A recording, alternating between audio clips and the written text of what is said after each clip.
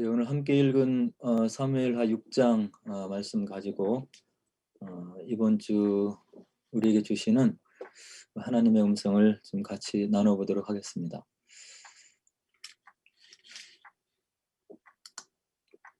오늘 본문에 나와 있는 구절은요, 이제 여러분들 다 몇 번씩 들었을 만한 그런 구절인데요. 이제 다윗이 하나님의 언약궤를 사랑하는 마음으로 이제 본인이 머물고 있는 그곳으로 이제 메어 올리려고 시도를 하는 그런 과정이 기록되어 있고요. 근데 이제 커다란 일이 발생을 하죠. 그래서 이제 하나님께 큰 가르침을 받고 그다음에 잘 언약궤를 이제 메어 올리는 그런 장면이 기록되어 있습니다. 먼저 1절로 9절에 보면 다윗의 첫 번째 이제 시도가 나와 있는데요. 실패한 것으로 그렇게 보도가 되고 있습니다. 이 하나님의 언약궤는 이스라엘 백성들에게 있어서 굉장히 의미가 크고 중요하죠. 눈에 보이지 않는 하나님이 그들과 함께 있는 것을 어떻게 알 수 있냐면 그 하나님의 언약궤가 그들 진 가운데 머물러 있으면 그것이 하나님께서 그들 가운데 함께 임재해 있는 그런 하나님께서 그들 앞에 나타나 있고 같이 하는 그런 임재의 상징으로 이 언약궤를 이렇게 이제 간주를 하고 생각을 하고 잘 섬기고 이렇게 돌보고 이렇게 했던 거죠. 그래서 이 하나님의 언약궤 법궤 안에는 세 가지 물건이 이제 모세 때 놓여졌다고 이렇게 전해지고 있어요. 하나는 무엇이냐면 하나님의 십계명 두 돌판이 들어 있고요. 그 다음에 그 아론의 쌍난 지팡이 하나님의 권능의 상징이죠. 그리고 누가 택함을 입었는지를 그리고 누가 하나님의 권위를 대행해서 이스라엘 백성들을 가리키는지를 하나님께서 친히 보여주신 아론의 쌍난 지팡이가 되는 거죠. 그 다음에 이제 광야 40년을 이스라엘 백성이 유리하게 되는데 그 광야 생활에서도 하나님께서 친히 먹이시고 함께 하셨던 그런 상징으로 만나가 있는데 그 만나를 한 항아리 담아서 이 하나님의 언약궤에 이렇게 넣어두었다 이렇게 전해지고 있죠. 그래서 이제 구약 시대에는 하나님의 언약궤가 굉장히 중요한 건데요. 하나님의 말씀이 있고 하나님의 기적이 있고 하나님의 돌보심이 있는 그런 언약궤죠. 그래서 이제 모세 때는 이것을 성막을 지어서 그 안에 이제 모셨고요. 그다음에 다윗 이후로 솔로몬이 성전을 건축한 이후로는 성전에 이것을 이제 하나님의 언약궤를 안치해 놓고 이제 모셨죠. 그리고 나서 이제 신약에 와서는 성전이 없어지고 나서 우리의 심령 성전을 하나님께서 이제 성전으로 삼고 우리 마음 가운데 하나님의 말씀을 심어 주시고 우리와 함께 거하시는 우리의 마음의 심령 성전이 됨을 신약이 이제 이야기를 해주고 있는 거죠. 그래서 오늘 2절에 보니까 뭐라고 하나님의 언약궤를 이야기를 하고 묘사를 하고 있냐면요. 그룹들 사이에 좌정하신 만군의 여호와의 이름으로 불리는 것이다. 이렇게 언약궤를 묘사를 해주고 있어요. 그룹들, 천사들 형상을 떠서 만든 그 그룹들 사이에 좌정에 계신 만군의 여호와의 이름으로 불리는 것이 바로 하나님의 궤, 언약궤라고 하는 거죠. 그래서 이제 언약궤를 다윗이 이제 메어 올리기 위해서 3절에 보니까 하나님의 궤를 수레에 싣고 이제 옮기는 방법을 택하게 돼요. 그래서 묘사를 보니까 다윗이 언덕 위에 있는 제사장 아비나답의 집에서 언약궤를 꺼내어서 새 수레에 이제 싣게 되고요. 3절로 4절에 보니까 아비나답의 아들 우사와 아효가 그 앞에서 새 수레를 이제 몰고 가는 장면이 이제 묘사되어 있는 거죠. 그리고 5절에 보니까 다윗과 이스라엘 온 족속은 잣나무로 만든 여러 가지 악기, 수금과 비파와 소고와 양금과 제금으로 여호와 앞에서 연주하면서 이 언약궤를 이제 옮기고 이동하는 것을 볼 수 있죠. 근데 6절에서 이제 일이 발생하거든요. 낙원의 타작 마당에 이 수레가 이르렀을 때 소들이 갑자기 이렇게 뛰게 됐어요. 뛰어놀게 돼서 언약궤가 이렇게 떨어지려고 하는 땅에 떨어지려고 하는 그런 상황이 돌발 상황이 이제 발생을 하게 된 거죠. 그래서 6절에 보니까 우사 아비나답의 아들 우사가 손을 들어서 하나님의 언약궤를 붙들었다. 이렇게 묘사가 되어 있거든요. 그래서 수레가 소들이 뀜으로 인해서 이렇게 이동이 되어서 언약궤 법궤가 떨어지는 것을 방지하기 위해서 웃사가 그 궤를 손으로 붙잡는 행위는 우리가 보면 당연한 것으로 이렇게 여겨지는 거죠. 하나님의 언약궤가 수레에서 떨어져서 땅에 떨어지는 것을 방지하기 위해서 웃사가 손을 들어서 하나님의 궤를 붙들었다. 당연한 것으로 여겨지는데요. 그러나 7절의 보도를 보면 엄청난 그 하나님의 말씀을 들을 수가 있어요. 그러나 성경은 웃사가 잘못했다 이렇게 보도를 해주고 있고 우리에게 전하고 있죠. 그리고 7절에 보니까 더욱 이해할 수 없는 사건이 벌어지는데요.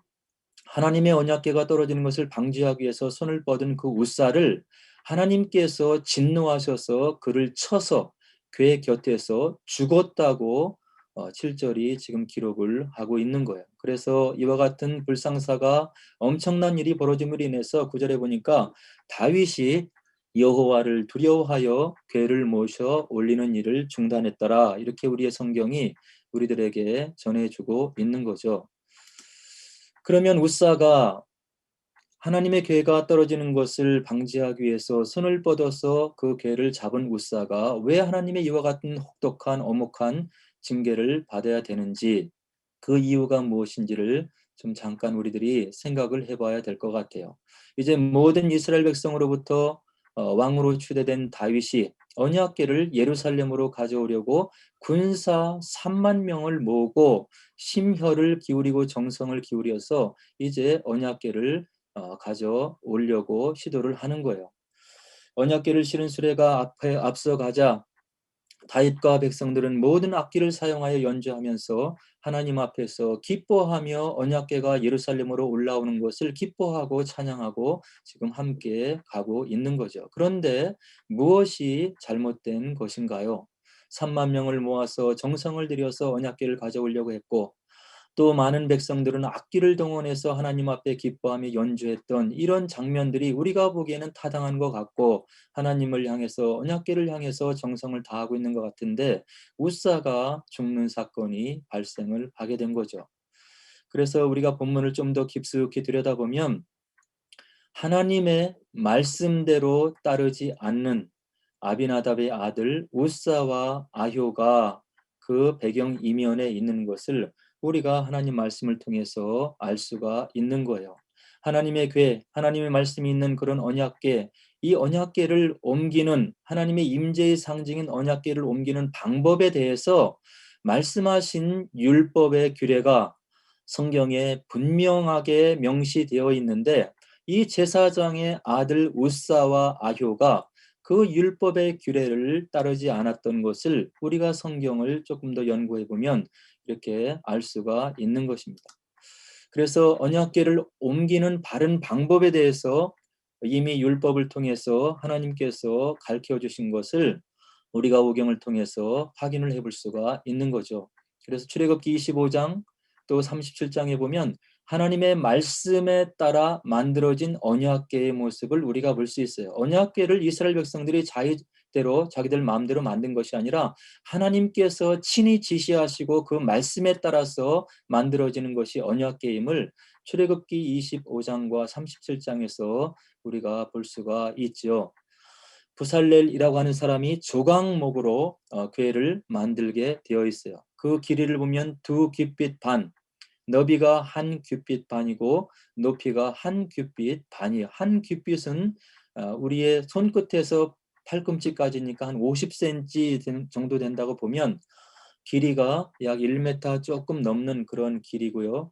그 다음에 너비는 한 70, 그리고 높이도 한 7, 80cm 정도 되는 그런 규모를 가지고 있는 것이 언약궤임을 우리가 성경을 통해서 알 수가 있죠.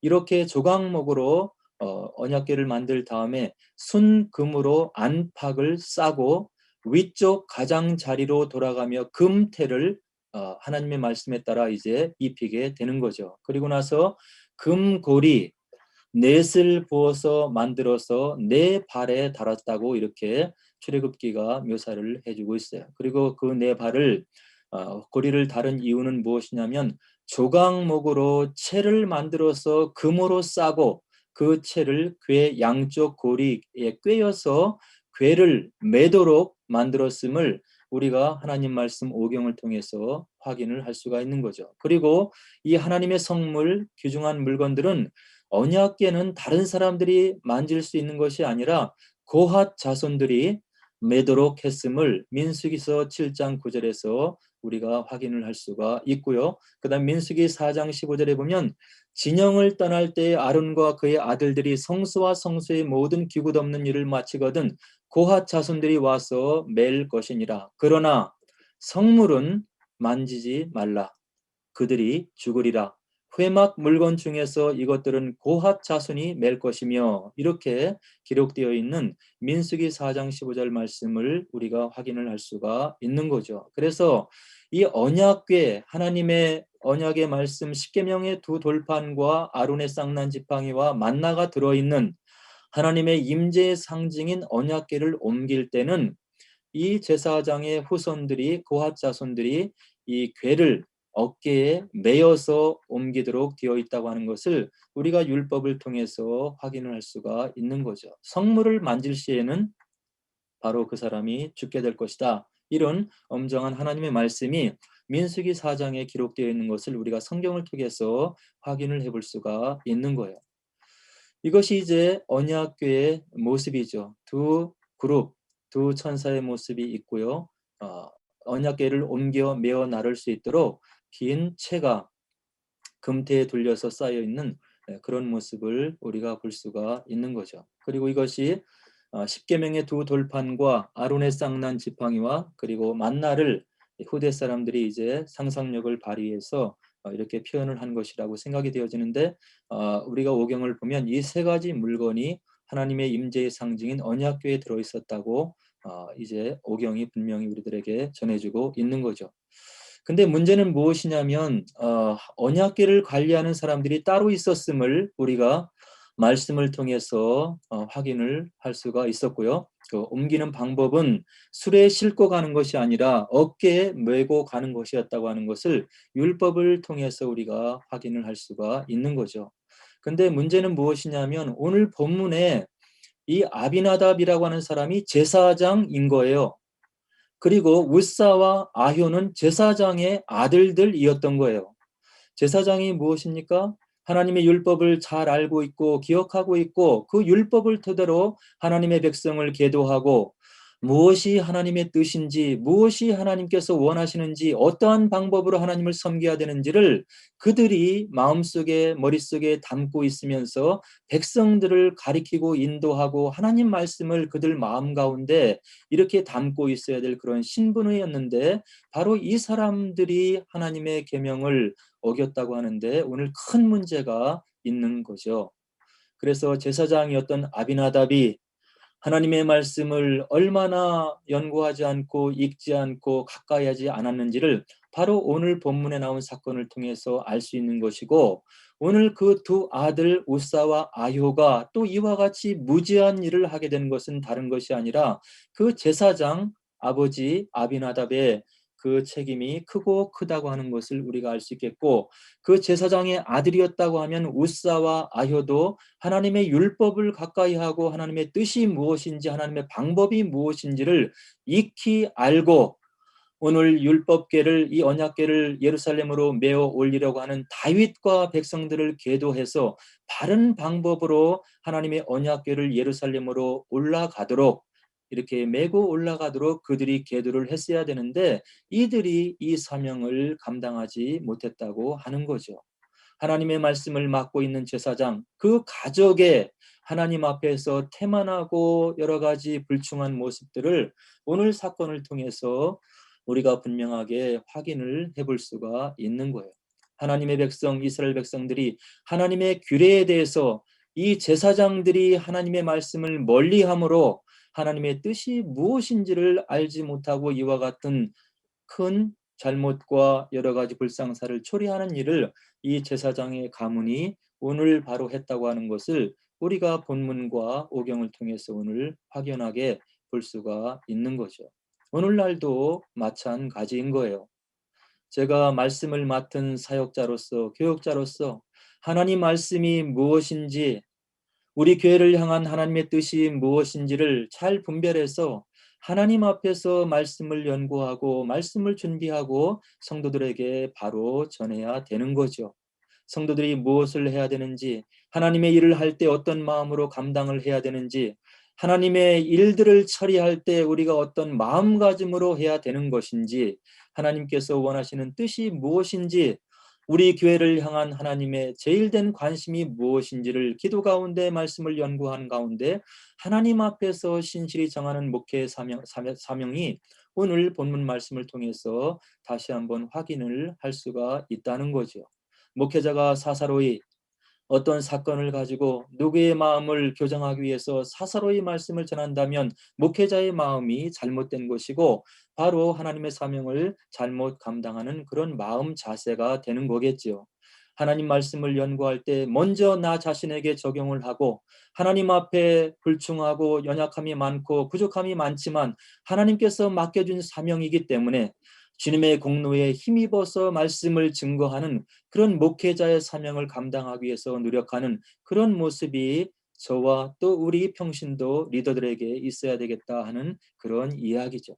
그래서 매 주일마다 그리고 우리가 성경 공부 시간에 선포되는 말씀을 사사로운 마음으로 퍼스널로 받아들이면 여러분들의 신앙생활에 은혜의 생활에 절대적으로 유익이 되지 못한다고 하는 것을 오늘 본문 말씀을 통해서 우리가 다시 한번 깨닫고 우리 삶 속에 적용을 해야 되는 거예요.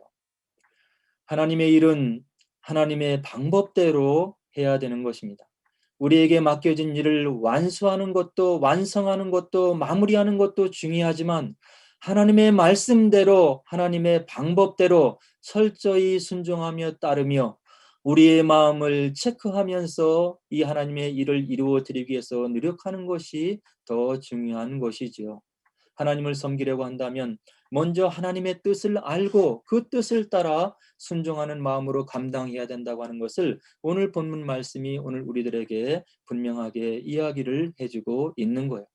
그러면 기록된 말씀을 읽으면서 우리가 어떻게 하나님의 뜻을 알 수 있을까요? 우리의 말씀을 사모하는 마음으로 또 무릎을 조아리고 우리 가정에게, 우리 개인에게, 우리 교회에게, 우리나라와 민족에게, 우리 복음 전파를 위해서 하나님의 뜻이 무엇인지를 알기를 원하고 소원하는 마음으로 무릎을 조아리면 성령께서 살아계신 하나님께서 우리 마음 가운데 감동을 주시고 깨달음을 주시고 그의 지혜를 통해서 우리에게 알려주신다고 하는 것을 우리가 성경을 통해서 믿음의 선진들의 신앙 여정을 통해서 우리가 분명하게 알 수가 있는 거죠. 내 마음대로 신앙생활하면 안 되는 거예요. 내 마음대로 말씀을 편식해서 받아들이면 안 되는 거죠. 창세기에서 요한계시록까지 모든 말씀들이 나의 신앙생활의 유익을 위해서 나를 사랑하신 하나님께서 나보다 나를 더 잘 아시는 그 하나님께서 나를 사랑해서 주신 말씀으로 알고 내가 믿음으로 화답하고 순종해 나갈 때 그 삶이 복되다고 하는 것을 많은 신앙 여정을 통해서 우리가 성경을 통해서 확인을 할 수가 있습니다. 이제 1차 시도한 언약궤를 예루살렘으로 메어 올리려는 시도가 실패를 하고 10절에 보니까 다윗성으로 옮겨지지 못한 언약궤는 이제 가드 사람 오벳 에돔의 집에 이제 머물게 되었더라. 이렇게 기록을 하고 있어요. 근데 놀라운 사실이 12절에 있는데요. 오벳 에돔의 집에 하나님의 궤가 석 달 3개월 있었는데 여호와께서 오베데돔과 그의 온 집에 복을 주셨더라. 이렇게 12절이 기록을 하고 있지요. 성경을 좀 더 연구해 보니까 아비나답 제사장의 집에서 20년 동안 법궤가 있었어요. 20년 동안. 그러나 오베데돔의 집에는 불과 석 달이 있었는데 성경이 우리들에게 증언하기를 여호와께서 오벳 에돔과 그의 온 집에 복을 주셨더라고 12절에서 우리에게 웅변적으로 보도를 하고 증언을 해주고 있는 거죠. 우리가 주님을 믿는 연수가 중요한 것이 아님을 오늘 본문 12절을 통해서 우리가 분명하게 확인을 할 수가 있는 거예요. 우리의 직분이 중요한 것이 아니고 우리가 예수님을 믿고 지나온 시간 연한이 중요한 것이 아니고 불과 석 달이 있었지만 오벳 에돔의 집에 하나님께서 복을 주셨더라. 받고 보도하는 12절 말씀을 우리들이 분명히 눈여겨서 봐야 되는 거예요. 아비나답 집에서 언약궤가 무려 20년 있었지만 그들은 말씀을 멀리하고 이 언약궤를 홀대했기 때문에 언약궤를 어떻게 메어 올리는지를 알지 못했던 그들의 현실을 저희들이 방금 전에 확인을 했던 거예요. 그러나 오벳에돔은 아마 본문에 나타나 있지 않지만 하나님의 임재의 상징인 이 언약궤를 정성껏 모셨을 것이고, 그런 그의 오벳에돔의 마음을 하나님께서 헤아리고 그 집에 복을 주셨다라고 오늘 우리들에게 증언하고 있는 것이라고, 그렇게 우리가 믿을 수가 있는 거예요. 연수가 중요한 것이 아니고 하나님을 어떤 마음으로 믿느냐, 하나님의 말씀을 나의 삶 속에 어떤 마음으로 받아들이느냐, 하나님께서 나의 마음속에 울려주시는 그 울림을 거절하지 않고 어떻게 내 삶 속에 적용하려고 발버둥치고 하나님의 도움을 구하느냐, 그런 겸비한 마음이 중요한 것이라고 하는 것을 오늘 본문이 분명하게 이야기를 해주고 있는 거죠. 또 역대상 26장 5절로 8절에 보면 이제 바벨론에서 70년 동안 포로 생활하고 돌아온 귀화민들이 있는데요. 그들의 후손들 오벳 에돔의 후손들에서 애들에 대해서 뭐라고 기록하고 있냐면, 오벳 에돔에게 복을 주셨음이라. 이는 다 오벳 에돔의 자손이라. 그들과 그의 아들들과 그의 형제들은 다 능력이 있어 그 직무를 잘하는 자이니. 다윗 왕 때에 충성했던 하나님의 언약궤를 성심을 다해서 모셨던 오벳 에돔, 그의 후손들이 대를 이어서 복을 받고 그들이 하나님 앞에 기억한 바 되고, 그들의 자자손손이 복을 받아서 무려 많은 세월 뒤에 바벨론으로 포로로 잡혀갔다 돌아오는 그들이 기록하기를 오벳 에돔의 자손이라, 그들은 다 능력이 있고 그 직무를 잘 감당하는 그런 하나님 앞에 인정받는 자손이 되었더라. 이렇게 성경이 우리들에게 기록으로 남기고 있는 거예요. 하나님의 뜻대로 사역을 감당하는 자에게 약속 달린 하나님의 축복을 기억하시고 베푸시는 하나님의 신실하신 모습을 우리가 오벳 에돔의 자손들을 통해서 확인을 할 수가 있는 거죠. 예수님께서 골고다의 십자가를 지고 올라가실 때 이미 몸이 망신찬이가 되어서 그 십자가의 무게를 이기지 못하고 쓰러지고 넘어질 때 로마 병정이 주변에 있는 사람, 그 건장한 사람인 구레네 사람 시몬을 끌어들여서 그 십자가를 억지로 지게 하죠. 구레네 사람 시몬이 그 십자가를 자원해서 진 것이 아니고 로마 병정을 그의 권유를 받아서 끌림을 당해서 십자가를 지고 올라갔는데, 전승을 통해서 보면 이 구레네 사람 시몬의 자손들이 다 예수를 신실하게 믿는 그런 하나님의 백성들이 되었고 그의 가손 자손들이 복을 받았더라고 기독교 전승이 전해져 내려오고 있는 것을 우리가 기독교 역사를 통해서 확인을 해볼 수가 있는 거죠. 하나님의 일을 위해서 기회가 주어졌을 때 우리가 그것을 믿음으로 감당하면 축복이 되는 거예요.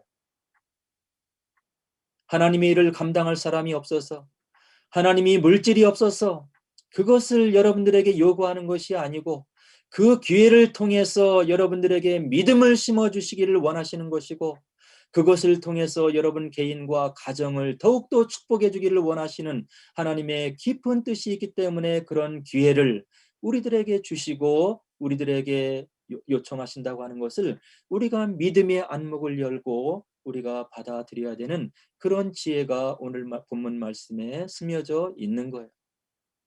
하나님을 위해서 나의 이성은 거부하지만 하나님을 위해서 선택하는 믿음을 가져야 우리가 주님의 참 제자가 될 수 있다고 하는 거죠. 하나님의 사역을 위해서, 주님의 일을 위해서, 주님 나라의 사역을 위해서 위험을 감수하는 믿음이 큰 믿음인 것이고, 그 믿음이 주님을 참으로 만난 믿음이라고 하는 것을 오늘 본문이 우리들에게 분명하게 이야기를 해주고 있는 거죠. 그런 믿음을 우리가 고백할 때 그런 믿음 가운데 역사하시는 하나님의 분명한 축복을 오늘 오벳 에돔의 후손들을 통해서 우리가 말씀을 통해 확인을 할 수가 있는 거예요. 오늘 저와 여러분들에게 믿음의 결단을 요구하는 하나님의 요청은 무엇입니까? 교회 공동체를 위해서, 우리 교회를 위해서, 우리 하나님의 뜻을 위해서, 주님의 나라의 확장을 위해서, 우리 가정을 위해서 우리의 주변의 사람들을 위해서 오늘 하나님께서 우리에게 믿음의 결단을 요청하는 하나님의 요청은 무엇이라고 생각이 되는 것인가요? 이와 같은 엄청난 일을 겪은 다윗이 이제 다시 한번 언약궤를 예루살렘으로 메어 올리려고 시도를 하죠. 이번에는 하나님의 말씀에 기록된 율법의 규례대로 따라서 옮기는 것을 13절에서 우리가 확인을 할 수가 있어요. 여호와의 궤를 메어서 옮기더라, 이렇게 기록이 되어 있죠. 더욱이 하나님을 경외하는 마음으로 언약궤를 맨 사람들이 6걸음을 간 다음에 다윗이 소와 살진 송아지로 제사를 드리고 이 언약궤를 메어 올리는 행지를 계속해서 올라간 것을 13절이 우리들에게 분명하게 보여주고 있는 거예요. 하나님의 어미하심, 하나님의 엄중하심, 그 말씀의 어미하심을 지극히 체험한 이 다윗과 따르는 무리들이 극도로 하나님 앞에서 겸비해 서서 이 언약궤를 성심성의껏 마음을 다해서 말씀에 따라, 하나님의 뜻에 따라, 명령에 따라, 율법에 따라 옮겨가려고 하는 그런 모습을 13절에서 우리가 확인을 할 수가 있는 거죠. 하나님의 징계를 받을 때는 우리가 마음에 아픈 것을 느낄 수가 있어요. 왜 하필이면 나에게? 왜 하필이면 우리 가정에게? 그리고 왜 우리의 공동체에게 이런 일이 일어났을까? 이렇게 하나님의 징벌과 징계를 우리가 받으면서 우리의 마음의 아픔을 고백할 때가 있는 거죠. 그러나 사랑하는 자에게 하나님의 징계가 있다고 우리 성경 말씀이 분명하게 이야기를 해주고 있어요. 그 징계를 통해서 하나님의 뜻을 깨달아 알게 되면 그것은 망하게 하는 징계가 아니라 우리의 영혼과 우리의 삶을 살리는 하나님의 사랑이 스며 있는 징계임을 오늘 본문을 통해서 우리가 분명하게 알 수가 있는 거죠. 하나님의 뜻 밖에서 누리는 축복이 진정한 축복이 아니고 하나님의 뜻 안에 우리가 있을 때 참된 축복을 누리게 되는 것임을 오늘 본문을 통해서 우리가 확인을 할 수가 있는 거예요. 이와 같이 중심을 다해서 말씀에 따라 언약궤를 옮겨가는 다윗은 14절에 보니까 여호와 앞에서 힘을 다하여 춤을 추면서 하나님을 경외하며 기뻐하며 언약궤를 메어 올리더라, 이렇게 기록이 되어 있는 것을 볼 수 있죠. 또 14절에 보니까 그때 다윗이 입은 옷은 배 에봇이었더라, 이렇게 기록이 되어 있어요. 배옷은 성경에 보니까 회개할 때 입는 옷을 나타내는 그런 옷이에요. 왕의 화려한 복장을 입고 언약궤를 메어 올리는 것이 아니라 그가 배옷을 입으면서 한 걸음 한 걸음 올릴 때마다 하나님 앞에서 회개하는 마음으로 그가 이 언약궤를 메어 올렸음을 14절에서 우리가 확인을 할 수가 있는 거죠. 혹시라도 하나님 앞에 잘못이 있을까 염려하여 철저히 죄를 고백하고 낮아진 다윗의 모습을 14절에서 우리가 확인을 할 수가 있는 거예요. 우리가 언제 하나님의 은혜를 우리가 느낄 수 있습니까? 겸손할 때, 하나님의 은혜를 우리가 고백할 때, 하나님이 아니면, 주님께서 나를 붙들어 주시 아니면, 성령께서 나의 심령을 주장해 주시 아니면 내가 한시라도 한 걸음이라도 옮길 수 없는 연약한 존재임을 고백하는, 하나님이 절대적으로 필요하다고 하는 절대적인 의존감을 표현하는 그런 겸손한 마음을 갖고 있는 자에게 하나님의 은총이 임하고 있는 것을 오늘 본문을 통해서 우리가 확인을 할 수가 있는 거예요. 저도 그렇고 오늘 모든 말씀을 대하는 모든 사람들도, 성도 여러분들도 하나님의 일을 할 때, 하나님 앞에 귀한 일들을 감당할 때, 하나님께서 무엇이 소원이 있어서 간구하고 아랠 때 우리가 하나님을 의식하며 그분의 영광을, 우리가 찬양을 올려드리며 겸비한 마음으로 하나님의 사역을 감당해야 되겠다 하는 생각을 오늘 14절 말씀을 통해서 우리가 확인을 해볼 수가 있는 거죠. 15절에 보니까 백성들의 반응도 보이고 있는데요. 온 이스라엘 백성들도 즐거이 환호하며 나팔을 불고 여호와를 찬양했더라, 이렇게 본문 말씀이 기록을 해주고 있죠. 이렇게 하나님 앞에 겸비한 마음으로, 두려운 마음으로, 존경하는 마음으로 모든 영광을 올려드리는 그런 겸비한 마음으로 다윗과 백성들이 언약궤를 메어 올릴 때 두 가지의 반응이 하반절에 나타나고 있는 것을 볼 수가 있어요. 16절에 보니까 언약궤를 모셔오며 그 앞에서 춤추는 다윗을 보고 마음에 업신여겼던 사울의 딸 미갈이 등장하는 것을 볼 수가 있는 거예요. 왕이 채신 머리 없이 창피한 줄도 모르고 왕의 권위를 의식하지도 못하고 천박스럽게 어떻게 저렇게 춤을 추고 언약궤를 메어 올 수 있는 것인가, 이런 판단과 더불어서 사울의 딸 미갈이 하나님을 기쁘시게 해드리는 일임을 분별하지 못하고 다윗의 행위를 판단하고 비난하는, 그런 비웃고 반광하는 그런 자의 모습, 그런 태도를 보이는 것을 16절에서 우리가 볼 수가 있는 거죠. 이런 사울의 딸 미갈, 이와 같은 마음을 가졌던 미갈에게 바로 다음 구절에서 나오는 사무엘하 6장 23절에 하나님께서 주시는 그런 말씀이 있는데요. 사울의 딸 미갈이 죽는 날까지 그에게 자식이 없었더라, 이렇게 기록을 해주고 있는 거예요. 하나님의 나라를 위한 사역에 대한 우리의 반응은 어떤 것입니까? 하나님의 일을 위해서, 하나님의 뜻이 있어서, 하나님께서 우리 영혼을 더욱더 기름지게 하고 복주기 주시기 위해서 우리에게 어떤 일을 맡겨주시고 어떤 일을 해드리기를 원하는 그런 마음으로 우리 교회 공동체를 위해서, 우리 개인을 위해서, 그리고 우리 가정을 통해서 하나님께서 일을 맡겨주시는데 우리는 그 일을 앞에 두고 어떠한 자세로 그것을 받아들여야 되는지를 오늘 사울의 딸 미갈을 보면서 분명하게 알 수가 있는 거예요. 교회를 할 때 주변에서 방관자로 있으면 안 되는 거죠. 우리가 교회를 앞서서 하는 것도 감당하는 것이지만 그 일을 위해서 뒤에서 성심성의껏 기도를 해주는 것도 주의 일을 감당하는 거예요. 그리고 교회를 앞서서 감당하는 사람들을 위해서 격려의 말을 해주고 그의 용기를 북돋워주고 그의 손을 잡아주고 고생한다, 수고한다 격려해주는 그런 말이 바로 하나님의 일을 같이 하는 거라고 성경이 이야기를 해주고 있는 거죠.